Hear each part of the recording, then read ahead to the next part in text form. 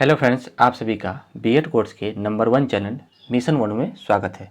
दोस्तों, आज हम लोग बात करेंगे बीएड कोर्स के नॉलेज एंड करिकुलम में कोर्स 8 का एक टॉपिक लाए हैं जिसका नाम है गुरुकुल शिक्षा प्रणाली। ठीक है, इसके बारे में हम लोग बात करेंगे कि गुरुकुल में किस तरह से शिक्षा दी जाती थी, उसकी शिक्षा प्रणाली क्या थी, इसके बारे में हम लोग बात करेंगे। ठीक है, और पिछले वीडियो में हम लोग देखे थे टैगोर का शांति निकेतन जो विश्वविद्यालय भी बन गया है उसके बारे में हम लोग बात किए थे। ठीक है, तो आज हम लोग बात करेंगे गुरुकुल शिक्षा प्रणाली के बारे में।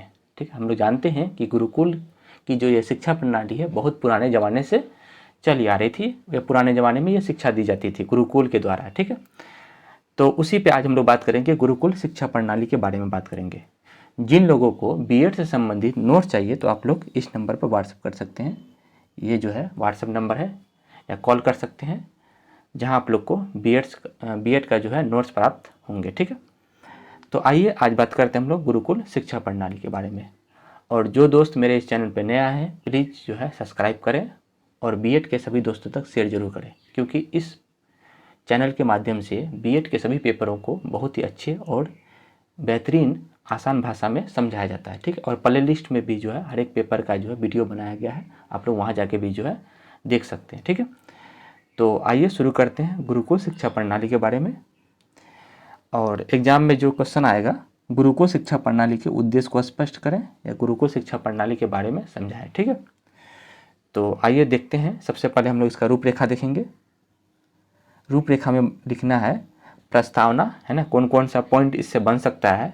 तो प्रस्तावना आएगा, यानी कि सबसे पहले इंट्रोडक्शन, गुरुकुल प्रणाली का शिक्षा दर्शन एवं परिभाषाएं, गुरुकुल प्रणाली के उद्देश्य, ठीक है, गुरुकुल प्रणाली के पाठचर्या, ठीक है, उसकी क्या पाठचर्या थी, उसके बाद फिर गुरुकुल प्रणाली का शिक्षा संगठन, गुरुकुल प्रणाली के कार्यक्रम, गुरुकुल प्रणाली की विशेषताएं, और लास्ट में हम लोग निष्कर्ष को देखेंगे। ठीक है, तो एक एक पॉइंट को हम लोग गुरुकुल शिक्षा प्रणाली से संबंधित इसमें बनाए हैं और इसी पे हम लोग एक एक करके चर्चा करेंगे।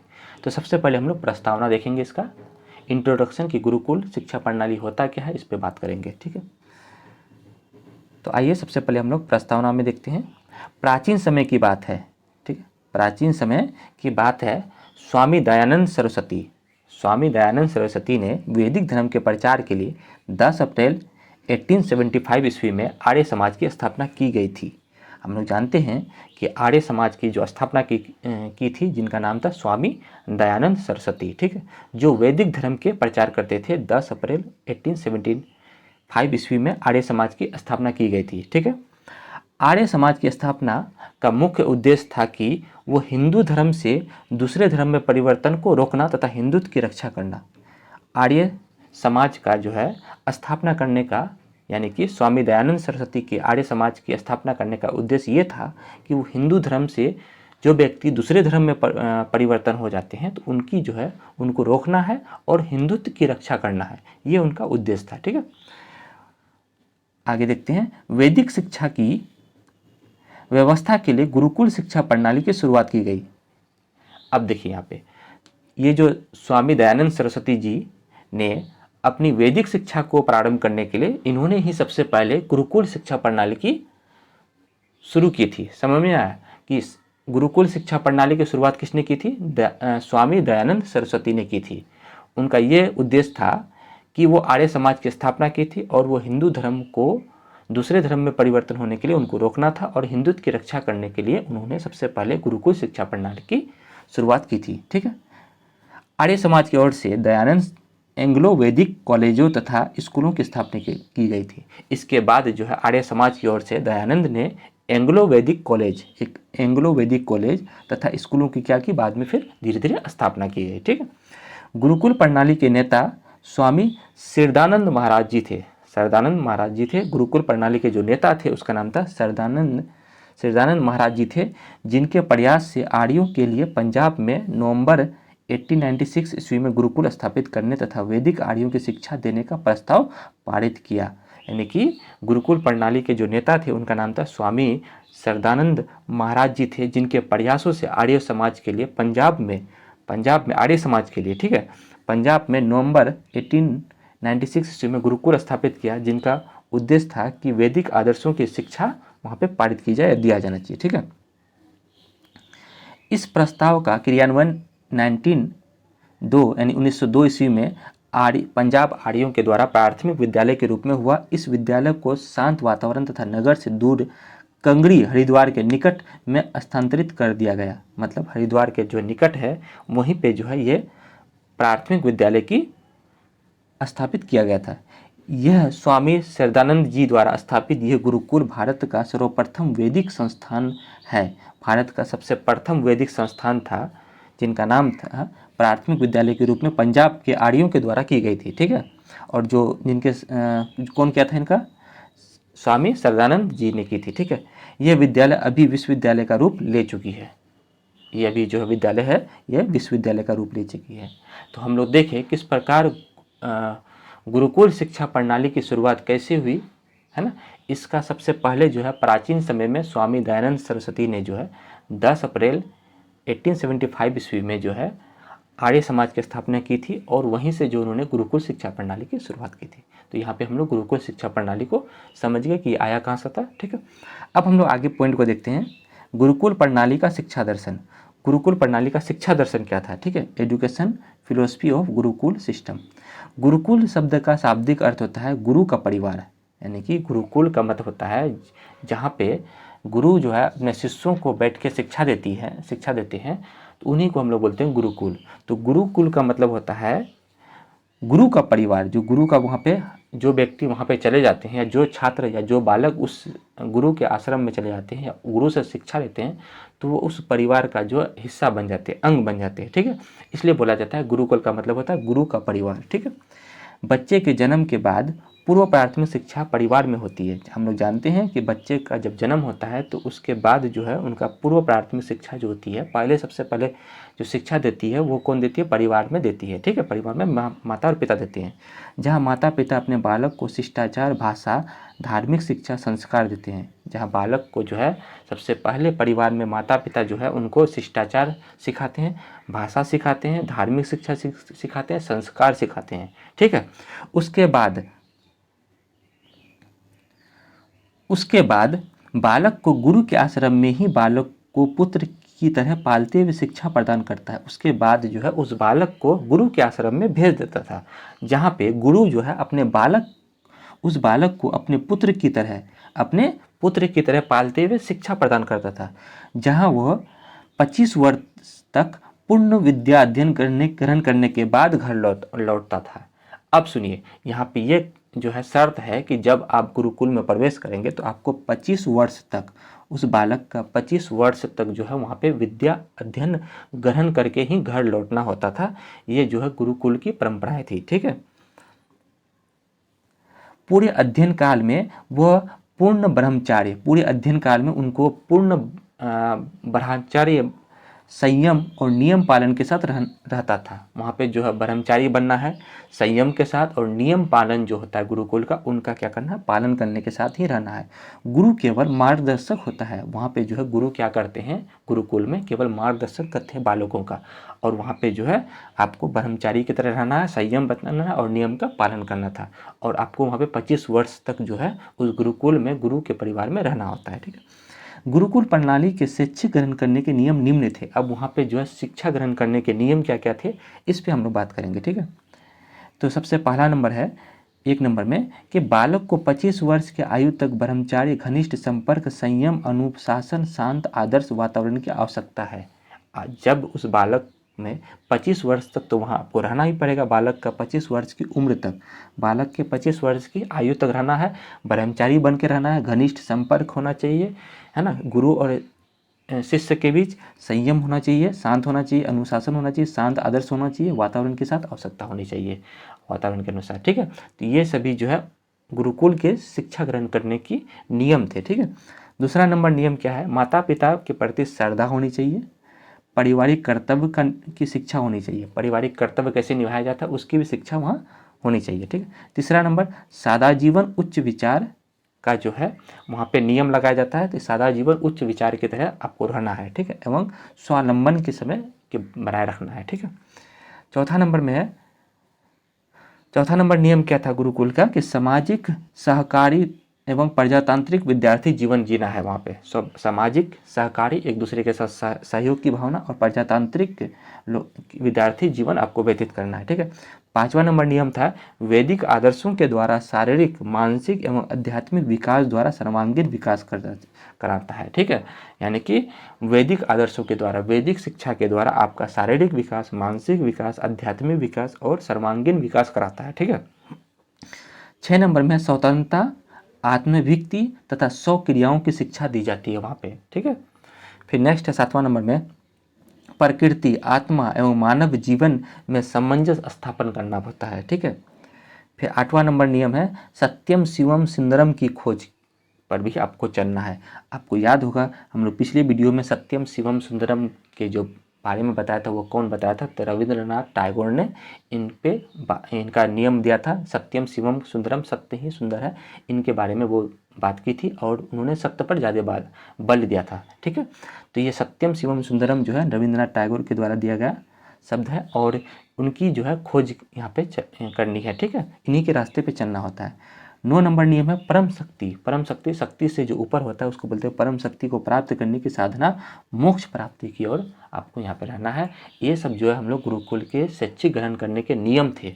ठीक है। इसी नियम के अनुसार आपको शिक्षा ग्रहण करना है। ठीक। उसके बाद हम लोग देखते हैं कि नेक्स्ट पॉइंट ये बनता है कि गुरुकुल शिक्षा प्रणाली के उद्देश्य क्या क्या थे। ठीक है। AIIMS of gurukul system. तो गुरुकुल शिक्षा प्रणाली के उद्देश्य निम्न थे। इसके उद्देश्य जो है क्या है, निम्न है। ठीक है। पहला नंबर उद्देश्य को देखते हैं, सर्वांगीण विकास का उद्देश्य। गुरुकुल में जो भी विद्यार्थी प्रवेश करते हैं, जो बालक जाते हैं, तो उनका सर्वांगीण विकास हो जाता है। ये उनका उद्देश्य था गुरुकुल शिक्षा प्रणाली बनाने का, कि बच्चों का सर्वांगीण विकास होना चाहिए। ऐसा वहाँ पे गुरुकुल एक मार्गदर्शक के रूप में बालकों का क्या करते हैं, मार्गदर्शन करते हैं। ठीक है।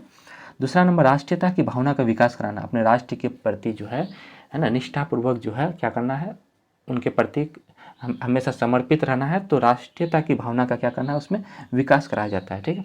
तीसरा नंबर में हिंदी, विदेशी भाषा, विदेशी साहित्य एवं कलाओं का ज्ञान होना चाहिए वहाँ पे। ठीक है। ये भी उनका उद्देश्य था कि बालकों में विदेशी भाषा, हिंदी भाषा, विदेशी साहित्य एवं कलाओं का क्या होना चाहिए, ज्ञान होना चाहिए। कोई भी एक कला जो है उनको आना चाहिए, ये उनका ज्ञान कराना चाहिए। ठीक है। नेक्स्ट चौथा नंबर उद्देश्य था गुरु शिष्य संबंध को मजबूत तथा घनिष्ठ करना है। गुरु शिष्य का संबंध मजबूत करना है। बच्चों को कोई दिक्कत हो तो वो आराम से जो अपने गुरु को कोई पूछ सकता था क्वेश्चन। ठीक है। 5वां नंबर नैतिक विकास और चरित्र का विकास करना है। मॉरल डेवलपमेंट करना था, नैतिक विकास करना पड़ता है वहाँ पे, और चरित्र का भी विकास कराना होता है। ठीक है। ये भी उसका उद्देश्य था गुरुकुल का, कि बालकों का नैतिक विकास कराना है और चरित्र का विकास कराना है। ठीक है। नैतिक विकास का मतलब होता है कि जब बालक अपना सही गलत की पहचान करना शुरू कर देता है तो उसको हम लोग नैतिक विकास करते हैं। क्या सही है क्या गलत है, जब उनकी पहचान जब बालक करता है तो उसको हम लोग बोलते हैं नैतिक विकास हो गया। ठीक है। तो वहाँ पे भी जो है गुरुकुल में गुरु जो है बालकों को नैतिक विकास कराता है कि क्या सही है क्या गलत है, उनका विकास कराता का उद्देश्य था। ठीक है। व्यावसायिक की ओर विकास कराना चाहते हैं। व्यावसायिक का मतलब उनको जो है कोई एक कौशल की शिक्षा भी देनी है ताकि वो आगे अपना जीवन पार्जन कर सके। ठीक है। तो ये उद्देश्य देखिए हम लोग 6 उद्देश्य था गुरुकुल प्रणाली के, है ना, गुरुकुल प्रणाली के उद्देश्य थे। अब हम लोग बात करेंगे गुरुकुल प्रणाली की पाठचर्या, वहाँ की क्या पाठचर्या थी। ठीक है। यानी कि कैरिकुलम ऑफ गुरुकुल सिस्टम। ठीक, वहाँ की क्या पाठचर्या थी।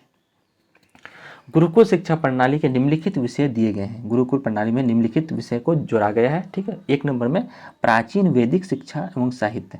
प्राचीन वैदिक शिक्षा गुरुकुल में सबसे बात यह है कि पुराने ज़माने में जो वैदिक शिक्षा होती है, साहित्य होता है, उनको वहाँ पे गुरुकुल में दिया जाता है। ठीक है। लेकिन अभी तो हम लोग देखते हैं कि इस तरह की शिक्षा जो है धीरे धीरे कम हो गया है, लेकिन गुरुकुल में जो है प्राचीन वैदिक शिक्षा और साहित्य को की जो है शिक्षा दी जाती थी। ठीक है। जहाँ पे व्याकरण विज्ञान, छंदशास्त्र, मनुस्मृति, वाल्मीकि रामायण, महाभारत, ब्राह्मण ग्रंथ, वेद, आयुर्वेद, चिकित्सा तथा शल्य विज्ञान। ठीक है। धनुवेद है ना, राजनीति एवं शासन विज्ञान करते हैं हम लोग। गंधर्वेद, कला, नृत्य एवं संगीत। अथर्ववेद, औद्योगिक, व्यावसायिक और तकनीकी। इस तरह की जो है प्राचीन वैदिक शिक्षा और साहित्य की शिक्षा दी जाती थी और इन सभी चीज़ों को पाठचर्या में जोड़ा भी गया था। ठीक है।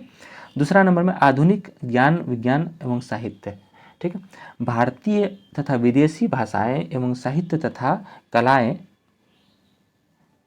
तथा कलाएं भौतिक शास्त्र, रसायन शास्त्र, जीव विज्ञान, गणित, राजनीति शास्त्र, वाणिज्य एवं व्यापार, आधुनिक तकनीकी एवं चिकित्सा, ये सभी चीज़ों की यहाँ पे शिक्षा दी जाती थी। ये था आधुनिक ज्ञान विज्ञान। तो हम लोग दो भागों में क्या कहता है पाठचर्या को बांट दिए। एक था प्राचीन, है ना, प्राचीन वैदिक साहित्य, और दूसरा में था आधुनिक ज्ञान विज्ञान एवं साहित्य। ठीक है। शिक्षा गुरुकुल प्रणाली का शिक्षा संगठन यानी education organisation of gurukul system, इसके बारे में हम लोग बात करेंगे। गुरुकुल प्रणाली का शिक्षा संगठन निम्नलिखित है, इसके बारे में हम लोग बात करते हैं कि गुरुकुल प्रणाली का शिक्षा संगठन क्या था। ठीक है। सबसे पहला है 1 नंबर में ब्रह्मचार्य आश्रम। ठीक है। शिक्षा संगठन में इस आश्रम में प्राथमिक माध्यमिक कक्षाएं चलती है।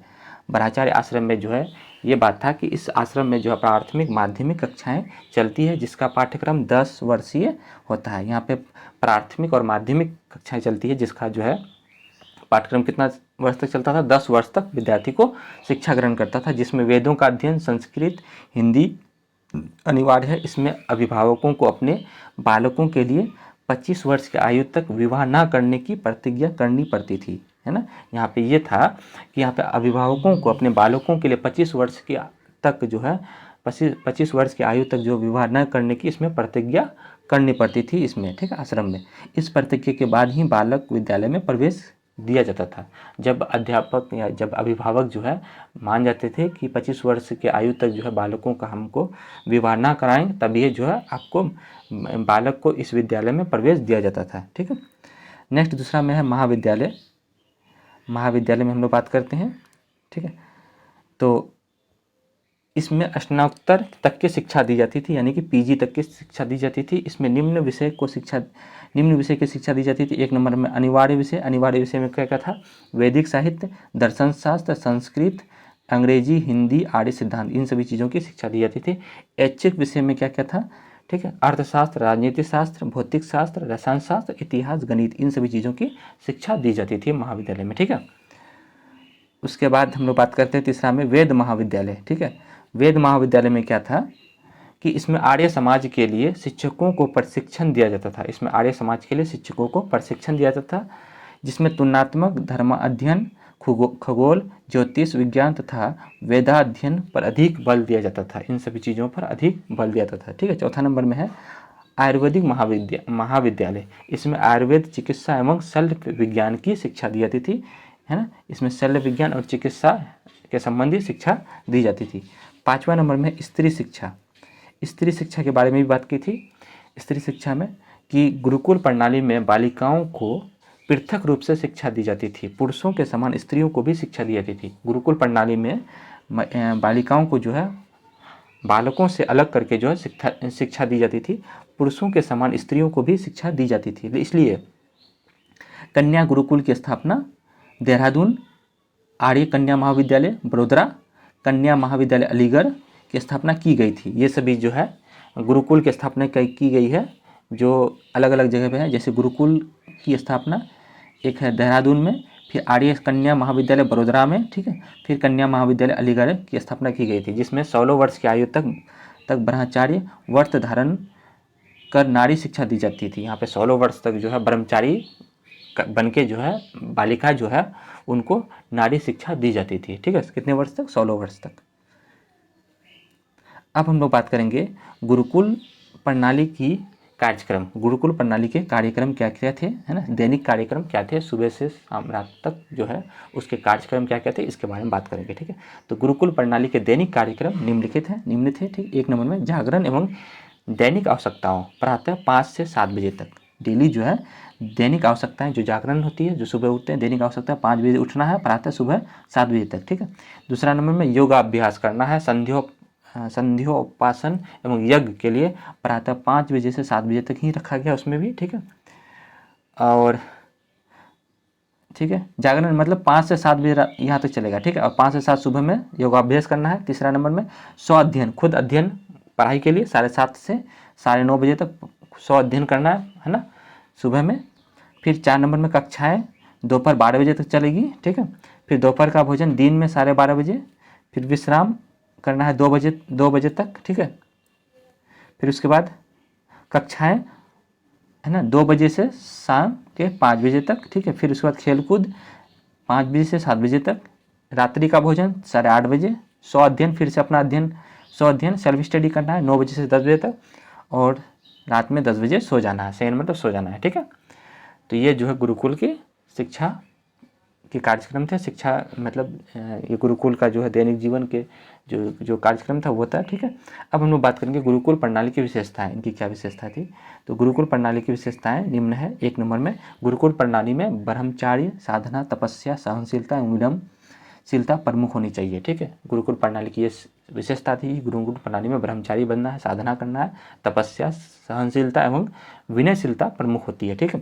दूसरा नंबर में इसमें दिन भर 18 घंटे कठोर जीवन की तपस्वी बनकर अध्ययन में रत रहकर ब्रह्मचारियों का लक्ष्य होता है। इसमें 18 घंटे जो है तपस्वी बन के जो है अध्ययन में क्या रहना है, लीन रहना है, ठीक है। ब्रह्मचारियों का ये लक्ष्य होता था। तीसरा नंबर विशेषता है इसमें शुद्ध भोजन शाकाहारी दिया जाता था। इसमें शाकाहारी शुद्ध भोजन आपको खाना है, ठीक है। क्योंकि हम लोग जानते थे क्या कहता है, हम लोग पढ़े भी थे कि सादा जो जीवन उच्च विचार, ठीक है। चौथा नंबर में था गुरुकुल के सभी ब्रह्मचारियों को लकड़ी की खराव पहनना था, ठीक है। जिसको हम लोग पैर में जो लकड़ी का जो वो चप्पल पहनते थे उसी को हम लोग बोलते हैं, ठीक है। धारणा यज्ञ की अनिवार्य थी। यहाँ पे यज्ञ किया जाता था तो इसमें भी जो है अनिवार्य था। तो ये सभी गुरुकुल की विशेषताएं थी। ब्रह्मचारियों जो भी विद्यार्थी थे उनको लकड़ी का वो खराव पहनना पड़ता था। यज्ञोपरंती के दौरान यज्ञ करना अनिवार्य था वहाँ पे, ठीक है। 5वां नंबर में है उन्हें कठोर तख्तों पर सोना पड़ता था, है ना। उन्हें कठोर तख्तों पर जो है तख्ता बना के जो है वहाँ पे सोया जाता है, ठीक है। तो ये जो है अभी की जो हम लोग बिस्तर है उस तरह का बिस्तर नहीं होता, तो वहाँ पे लकड़ी का बनाया हुआ जो है कठोर जो है तख्तों में सोना पड़ता है। 6 नंबर में ब्रह्मचार्य व्रत का पालन करना पड़ता है, ठीक है। ब्रह्मचार्य व्रत का वहाँ पे क्या करना पड़ता है, पालन करना पड़ता है, ठीक है। तो यहाँ पे हम लोग इतना सब देखें और लास्ट में निष्कर्ष में देखते हैं इस प्रकार गुरुकुल जीवन में चित्त वृत्तियों, धार्मिक एवं राष्ट्रीय तत्वों की प्रधानता, विश्व बंधुत्व एवं मानव कल्याण की भावना, ईश्वरीय शक्ति में विश्वास तथा वैदिक संस्कृति के उत्थान की धारणा निहित होती है, ठीक है। तो यहाँ पे हम लोग देखें कि गुरुकुल शिक्षा प्रणाली में किस तरह से जो है गुरुकुल में शिक्षा दी जाती थी, इसके बारे में हम लोग बात किए। तो उम्मीद करते हैं आप लोग को गुरुकुल का जो ये टॉपिक था आप लोग को बहुत अच्छे से समझ में आ गया, ठीक है। तो फिर हम लोग इसी तरह से मेरे चैनल पर बने रहे और सभी दोस्तों तक शेयर करें, और जो लोग सब्सक्राइब नहीं किए सभी सब्सक्राइब करें, ठीक है। फिर हम लोग नए वीडियो में नए टॉपिक के साथ मिलते हैं, तब तक के लिए धन्यवाद।